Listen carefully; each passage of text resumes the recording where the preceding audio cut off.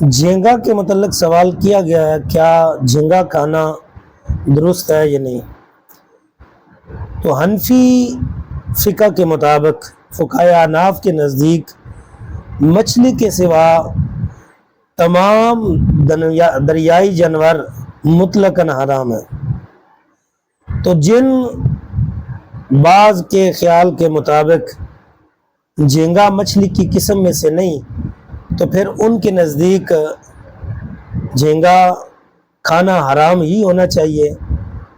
اعلیٰ حضرت الشاہ احمد رضا خان بریلوی رحمۃ اللہ تعالیٰ علیہ آپ فرماتے ہیں کہ میں نے اپنی پوری تحقیق کے مطابق کتب لغت و طب اور کتب علم الحیوان، ان ساری کتابوں کے اندر میں نے یہ ریسرچ کیا ہے اور اس نتیجے پہ پہنچا ہوں کہ جھینگا مچھلی کی قسم سے ہی ہے، لہذا فقہ حنفی کے مطابق جھینگا کھانا مطلقاً جائز ہے۔